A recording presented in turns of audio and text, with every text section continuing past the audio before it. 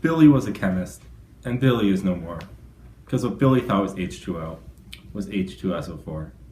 Now, the most tragic thing about Billy's case was that his death was completely preventable. What he should have done when he drank H2SO4 was call poison control immediately. And that's exactly why we're here today. Now I'm here with poison information specialist Michael Perrin.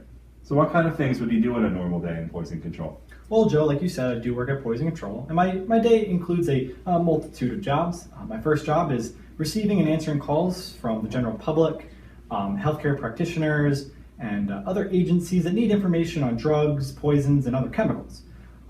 If need be, I answer and give treatments and other actions to save people's lives that have misused drugs and other chemicals. My second part is with community outreach, and I go out to schools and businesses explaining the dangers of chemicals and other types of poisons if they're misused. Now I'm sure you get this all the time, but what got you into poison control?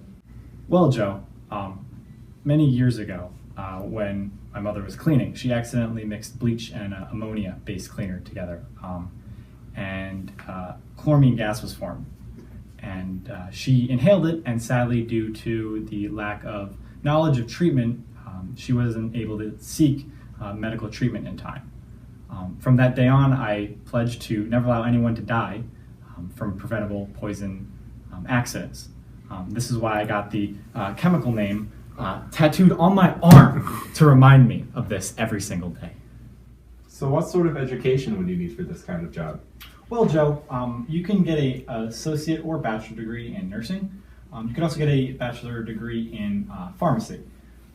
I got my degree at the University of Villanova. Go Nova. There I took pharmacology and poison control as some electives. After college, I immediately went on to getting my certification of being a nurse through the National Council Licensure exam.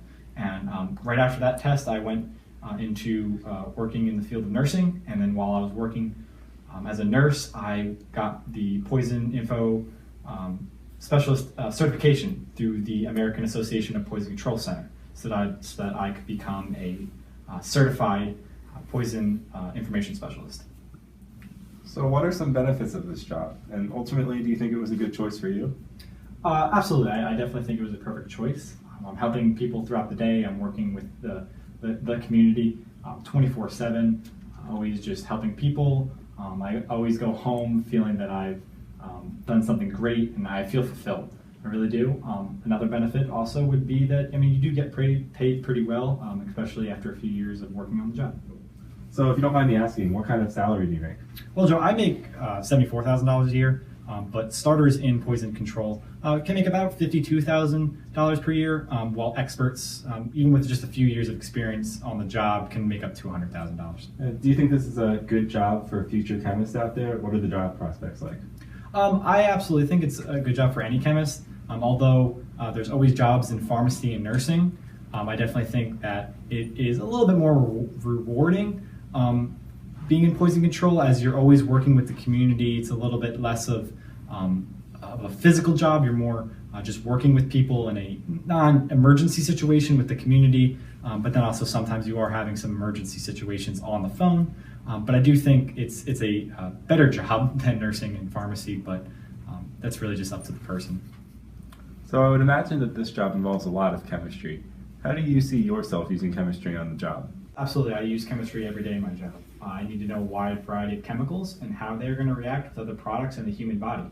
I also just need to know what treatments would be most effective in mitigating the chemical or poison that someone has taken. So obviously we know that you work at Poison Control, but where do you think you see yourself the most there? On the phone, in the lab, outside?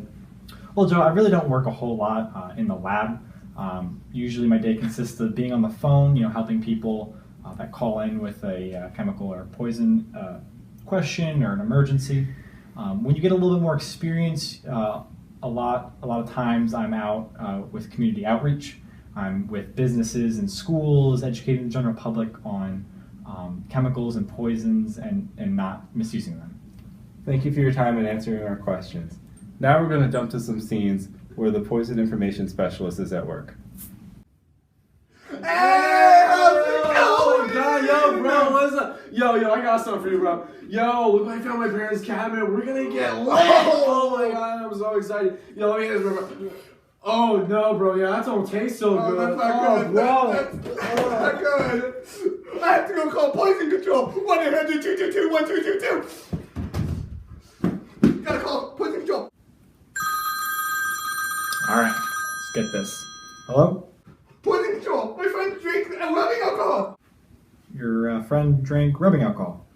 Okay, well, use water to wash out your friend's mouth and then seek medical attention immediately by going to the hospital. All right, bye-bye. I gotcha. Yo, bro, I feel great, yo. Yeah! Yo, that was tight, bro. But you know what's really tight? Calling poison control at 1-800-222-1222.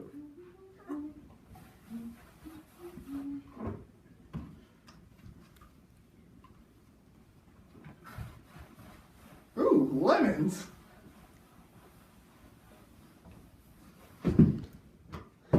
Oh my god! You drink Lysol. I need to call poison control. 1-800-222-1222. Oh yeah, time to shine. Hello, poison control. Poison control? My friend drank Lysol. What should I do? Well, use water to wash out your friend's mouth and then seek medical attention immediately by going to the hospital. All right, bye-bye. Rinse his mouth out with water. Okay.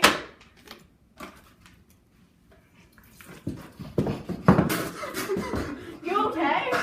I feel fantastic. Now we need to go to the hospital. All right, boys and girls. Now, are there any questions before I leave? Yes? Mr. Perrin, what do I do if I want to call poison control? Well, you should call 1-800-222-1222. Wow, thanks, Mr. Perrin. No problem. Now, before we get into our final, should I say test? No, it's really just a review. Here is our review. Now, should you be drinking this? No! How about this? No! Now, what about this? Yeah! Boys and girls, before you ever try anything, what should you do? Stop! Ask first! Thank you for joining us for this interview. Next week, we'll be interviewing a soil tester. We'll give you all the dirt on a real soil expert.